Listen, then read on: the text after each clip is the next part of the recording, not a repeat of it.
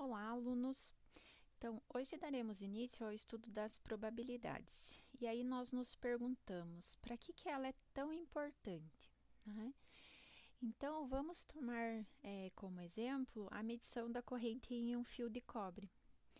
Então, se medirmos a corrente em um fio fino de cobre, estaremos conduzindo um experimento, certo? Entretanto, em repetições diárias da medida, os resultados eles podem diferir levemente, né? Por causa de pequenas variações, né, que a gente não consegue controlar. Então, tipo, temperatura no ambiente, leves variações nos medidores, pequenas impurezas na composição, né, desse fio. E aí, o que acontece? Então, consequentemente, esse experimento, né, a gente diz que é um componente aleatório. Então, é por isso que a gente precisa desses conceitos da probabilidade para trabalhar com esses tipos de situações. Então, um experimento, né, que fornece diferentes resultados, embora seja repetido toda vez da mesma maneira, então a gente chama ele de experimento. Para isso, a gente precisa também de alguns outros elementos que a gente tem, né, alguns outros conceitos dentro da probabilidade. Então, um deles, o primeiro ali que a gente tem para definir é o espaço amostral. Então, a gente utiliza o espaço amostral para modelar e analisar um experimento aleatório. E aí a gente diz, então, que o conjunto de todos esses resultados possíveis, né, de um experimento aleatório é chamado o espaço amostral.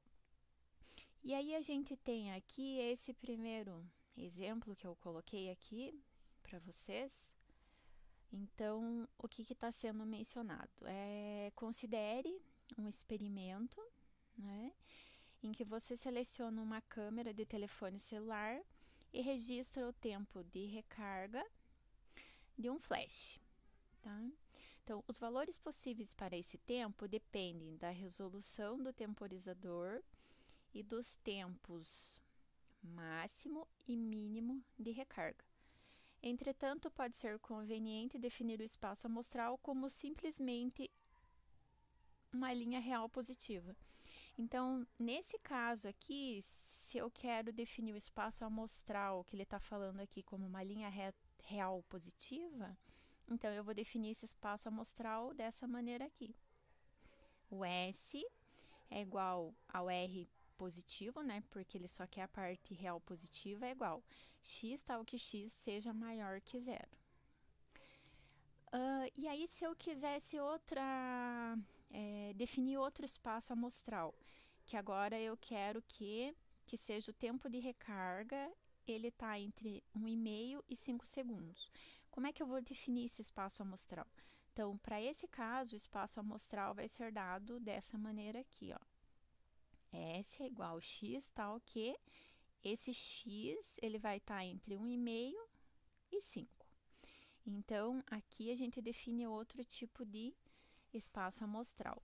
E para o último caso aqui, agora eu quero considerar o fato da recarga ser baixo, né? O tempo de recarga ser baixo, médio ou alto. Como é que eu defino esse espaço amostral?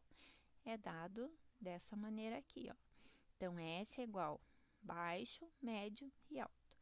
Então, essas aqui são três maneiras que a gente utiliza, né, para esse exemplo que a gente utilizou para mostrar como é que a gente desenvolve, como é que a gente escreve, né, o espaço amostral. E aí, a gente tem que um espaço amostral, ele pode ser discreto e ele pode ser contínuo. Quando a gente está trabalhando com um espaço discreto, é que a gente está definindo ele como um conjunto finito ou infinito contável de resultados, tá? É um conjunto finito ou infinito. Agora, quando a gente está trabalhando com um espaço amostral contínuo, aí a gente está trabalhando o quê? Com um intervalo, tá? Então, tenham bem claro isso, né, na mente.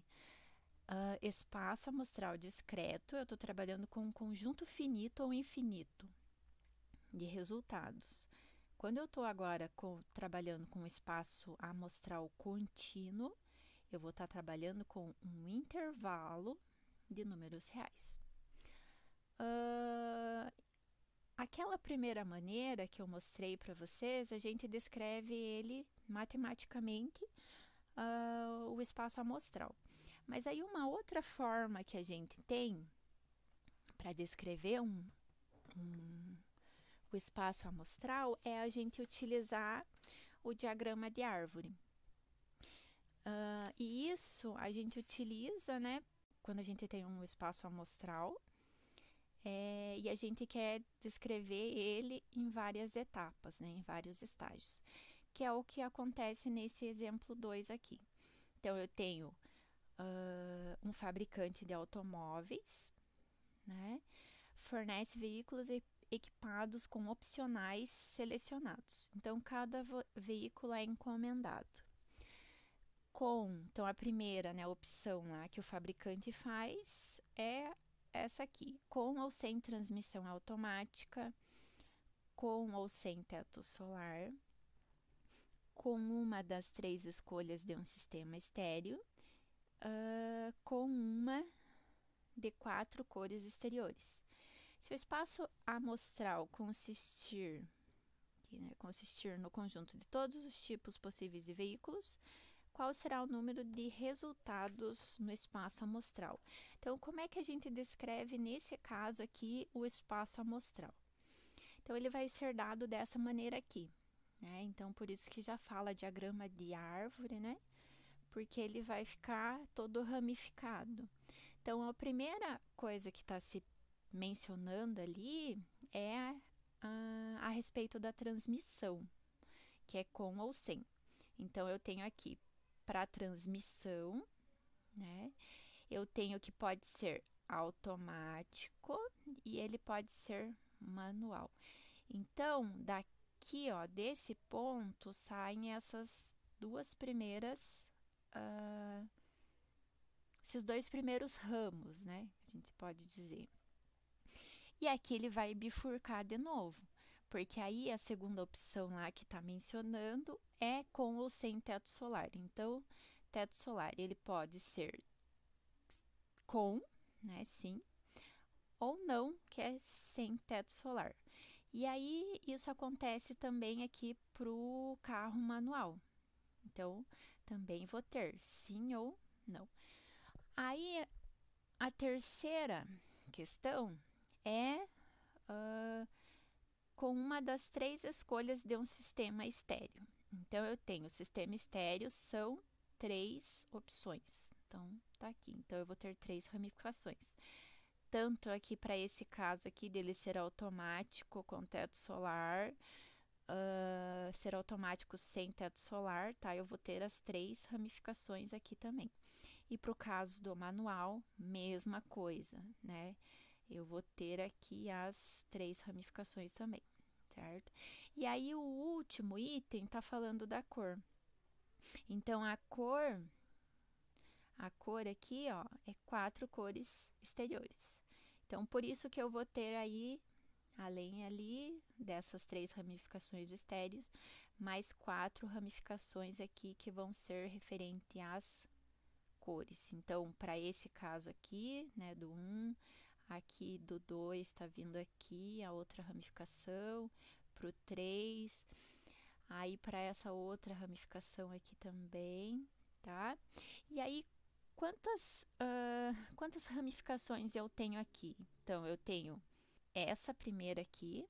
Então, quantas ramificações eu vou ter aqui, ó? Então, eu vou ter 1, 2, 3, 4, 5, 6, 7, 8, 9, 10, 11, 12.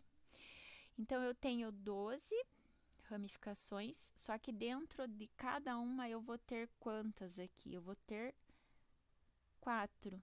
Então, por isso que eu vou fazer 12 vezes 4, então eu vou ter o quê? 48 resultados.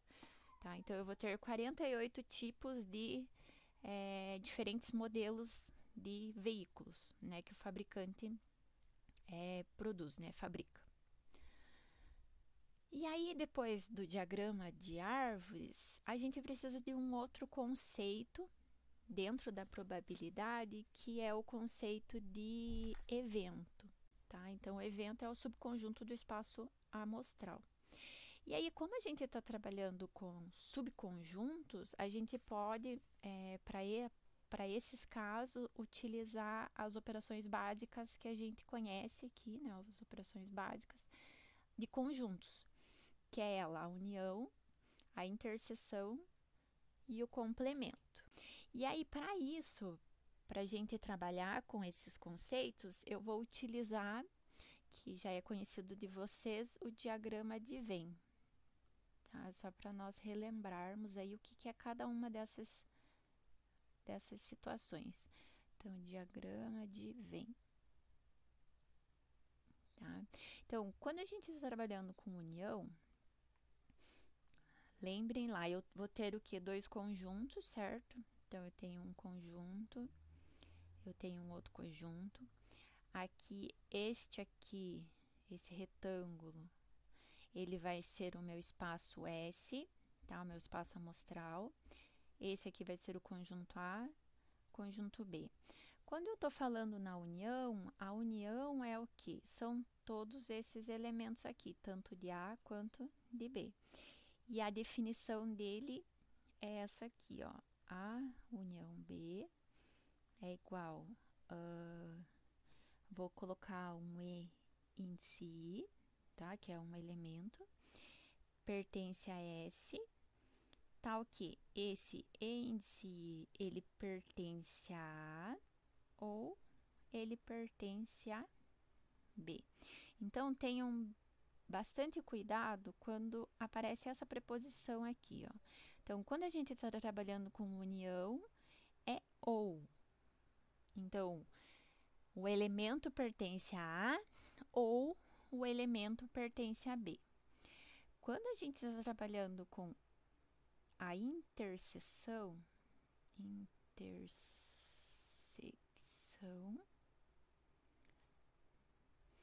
eu tenho o mesmo espaço amostral, que vai ser dado por esse retângulo aqui, S. Aí, eu vou ter o conjunto A, o conjunto B, então esse aqui é A, B. A interseção vai ser esse pedacinho aqui, tá? O pedacinho achurado, que é a definição matemática, A inter B é igual E índice I, pertence a S, o espaço amostral, tal que EI pertence a A e pertence a B. Então, aqui, ó, percebam que mudou a preposição. Então, na interseção, a gente utiliza a preposição E. E na união, a gente utiliza a preposição ou. A outra propriedade que a gente tem, então, antes eu só vou deixar aqui uma observação. Então, essa observação acontece para esse caso aqui, ó. Se A inter B for igual ao vazio, então, nós temos que A e B, eles são eventos mutuamente exclusivos. São eventos mutuamente exclusivos.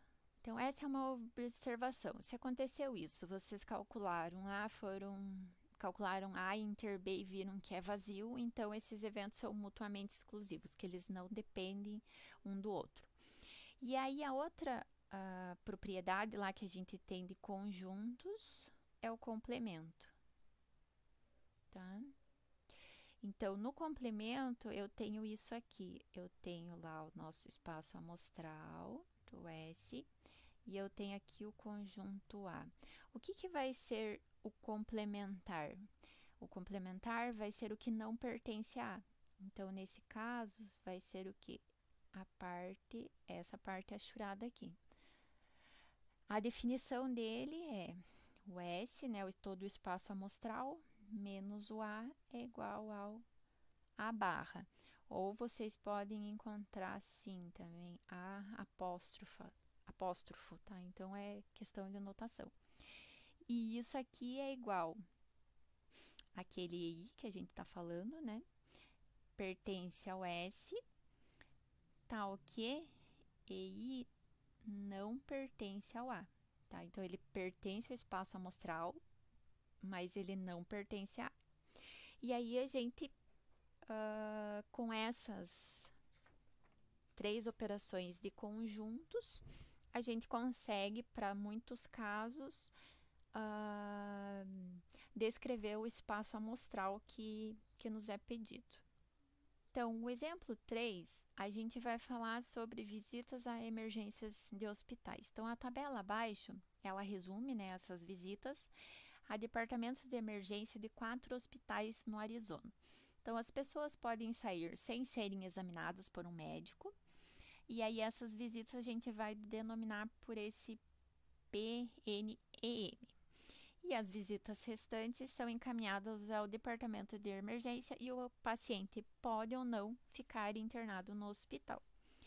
E aí a gente tem aqui então, né, os dados na tabela para o hospital 1, para o hospital 2, 3, 4 e os totais lá de consultas.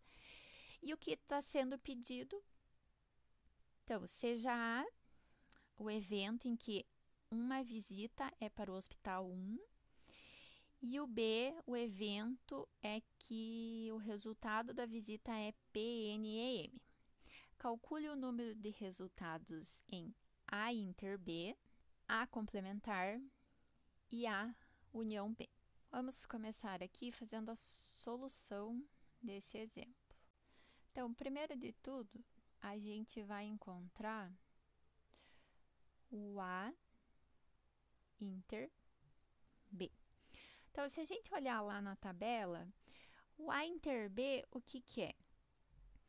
É que pertence a A e pertence a B. Então, eu vou olhar aqui. O evento A é visita ao hospital 1. Então, é o que? É esta coluna aqui. Só que o evento B é que o resultado da visita é PNEM. Então, é esse valor aqui.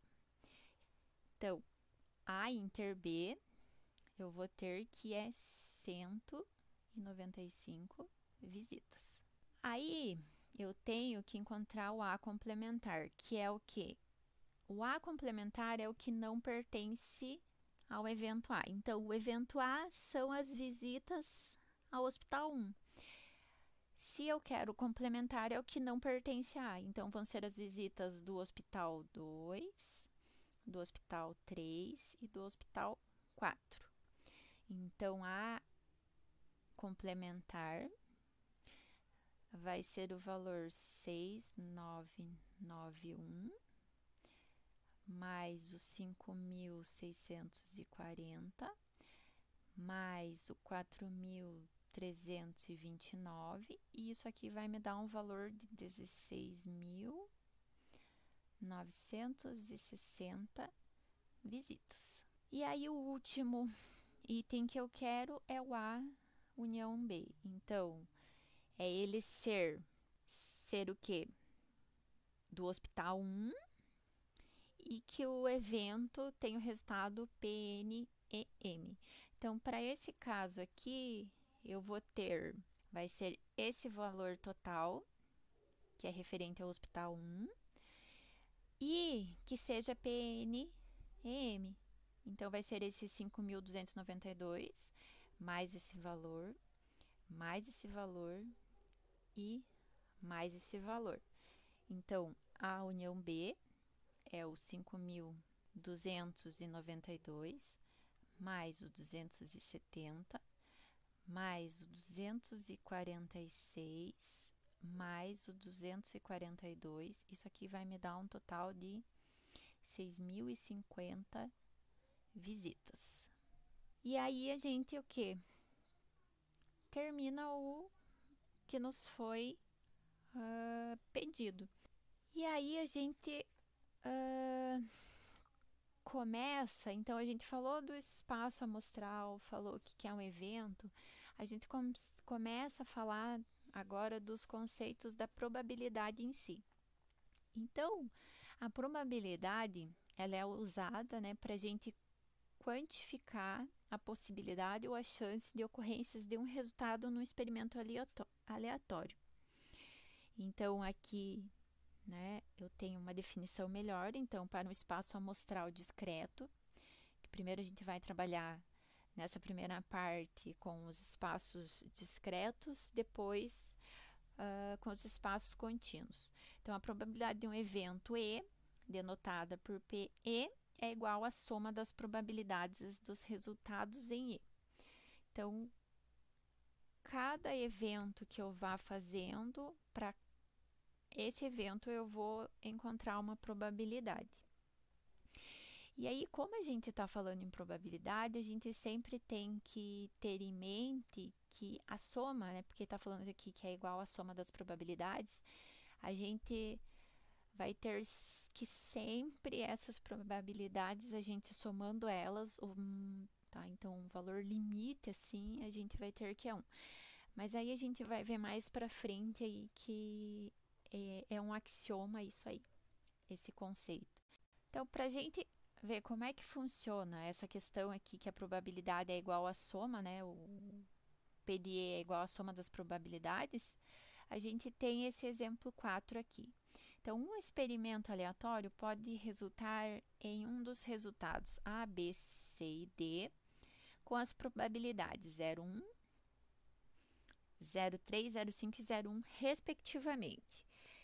É dado o evento A, ele é composto pelos elementos A e B, o evento B é o BCD e o C é somente o elemento D. Então, se eu quero encontrar a probabilidade de A, tá falando aqui, né, que ele é composto pelos elementos A e B. Então, é A e B. Vou lá, tá sendo dadas as probabilidades, é 0,1 e 0,3. Então, a probabilidade de A é 0,4. B são os elementos B, C e D. Então, somando as probabilidades, eu tenho que P de B é 0,9.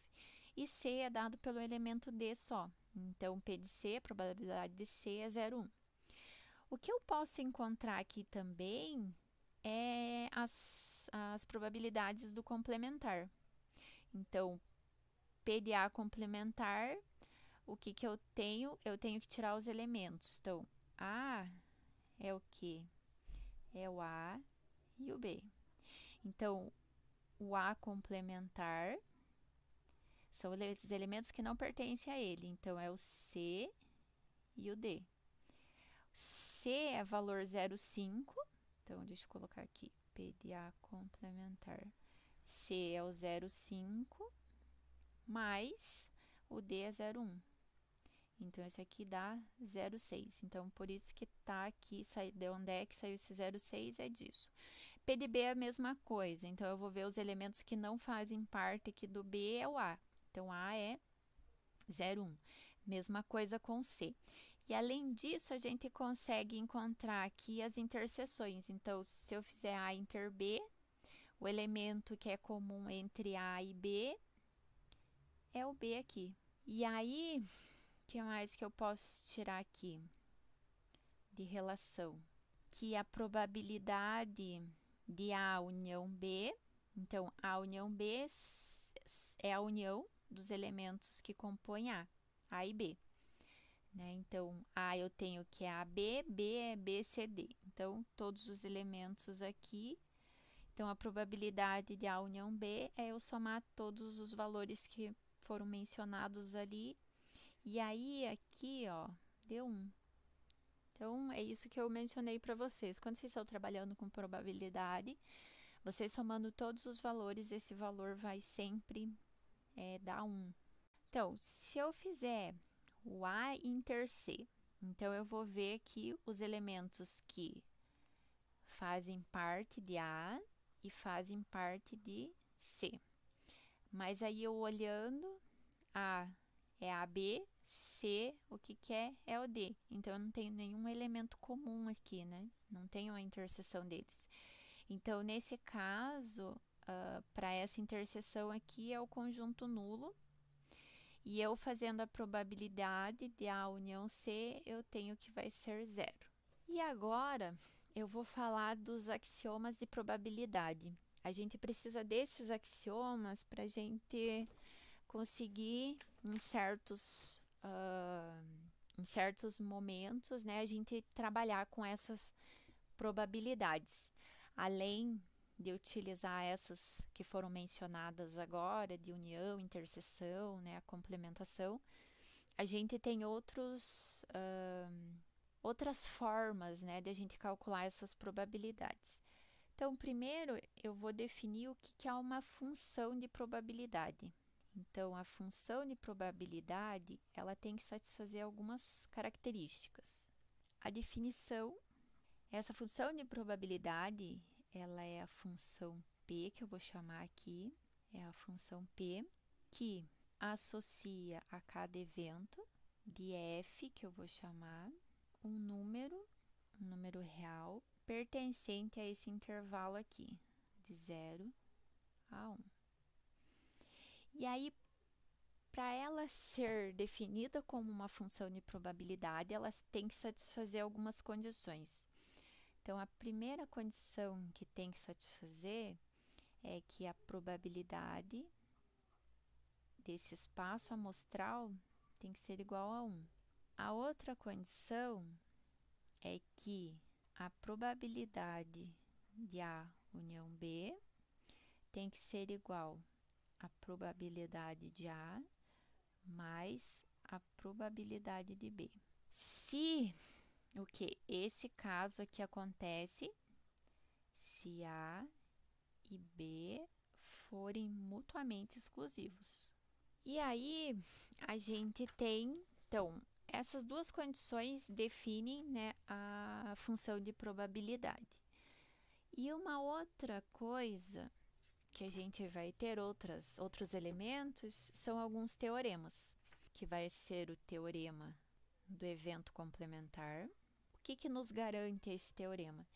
Então, a gente tem que, para todo evento A contido no espaço amostral, a probabilidade de A mais a probabilidade do complementar de A vai ser o quê? Vai ser 1.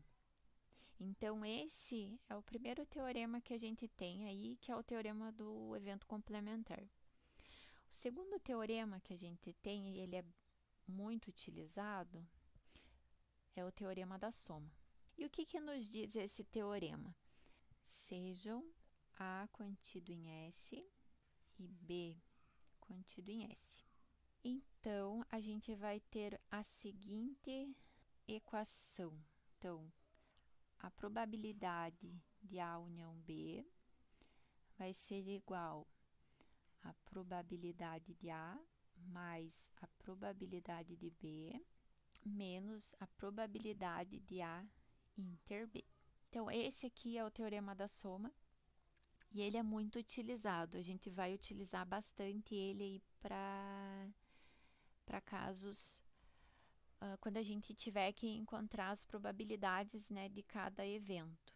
Então, nesse exemplo aqui, a gente vai estar trabalhando com pastilhas e semicondutores, tá?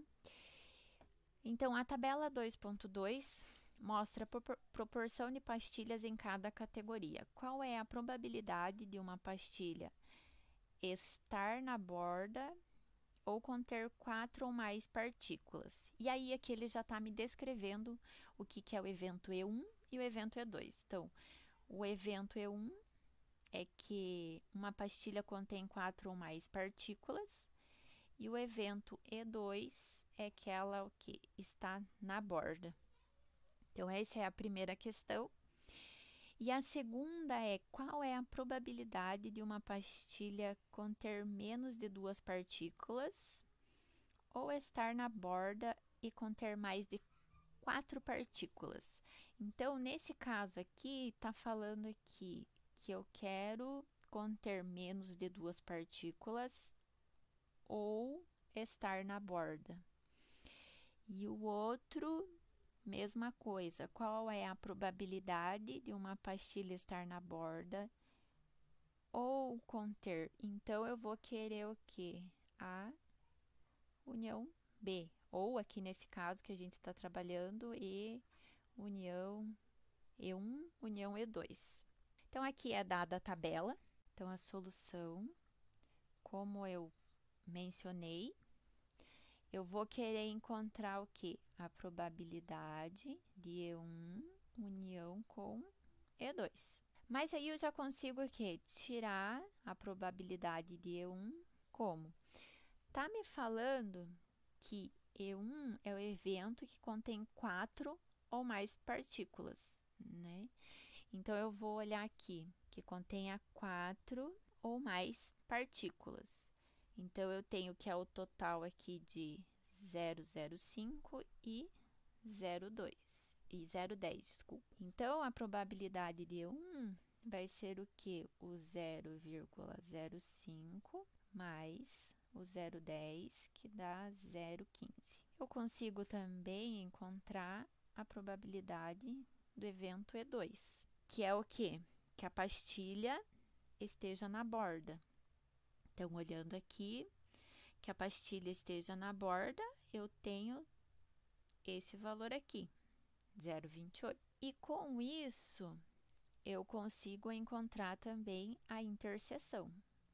Então, eu vou calcular a probabilidade de E1 interseção com E2, que vai ser o quê? Que eu quero que esteja na borda e que ela tenha 4 ou mais partículas. Então, eu vou ter o quê? Que esteja na borda, é essa coluna aqui, só que eu quero que esteja o quê? 4 ou mais contaminadas. Então, essa probabilidade de PEN E1 interseção E2 vai ser o 0,01 mais o 0,03. Então, isso aqui vai dar 0,04. Então, eu tenho aqui logo, eu consigo encontrar essa probabilidade da união. Então, eu tenho que a probabilidade de E1 união com E2 vai ser igual à probabilidade de E1 mais a probabilidade de E2 menos a probabilidade de E1 inter E2. Então, isso aqui é igual a 0,15 mais 0,28 menos o 0,04. Então, essa probabilidade de união E2 vai ser igual a 0,39. Então, respondemos a primeira questão aqui. Só que daí nós temos essa outra segunda questão. Qual é a probabilidade de uma pastilha conter menos de 2 partículas ou estar na borda e conter mais de 4 partículas? Então, como é que a gente resolve essa segunda questão? Então, vou colocar ali questão B. Eu consigo, então, encontrar as probabilidades.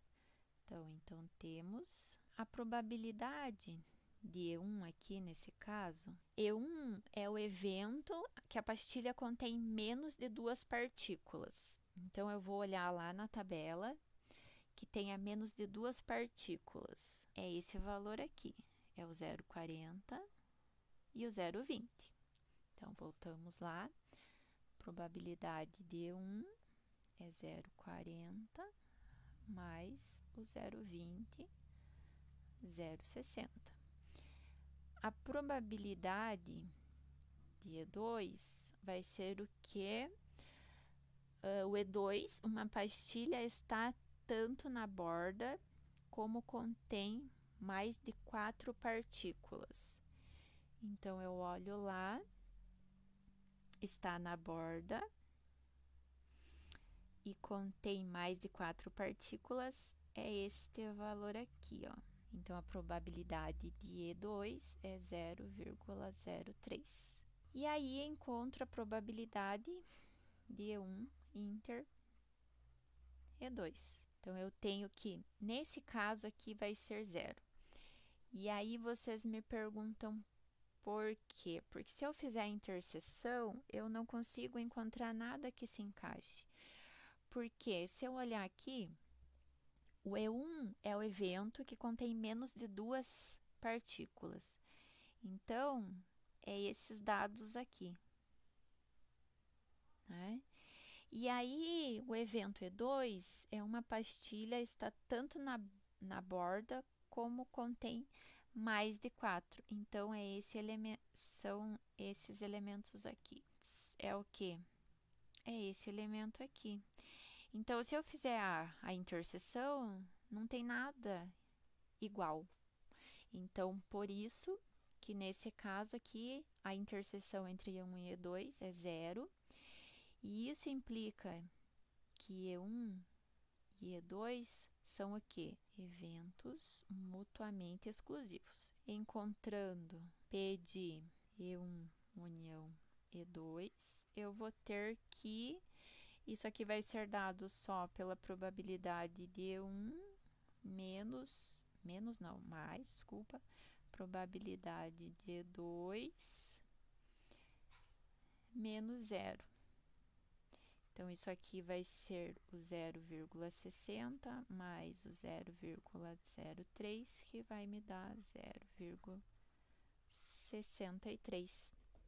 Então, encontramos o resultado para a questão B. Encerramos a nossa aula por hoje. Aqui está descrito as 2 referências utilizadas para essa aula. Muito obrigada e tenham um ótimo dia.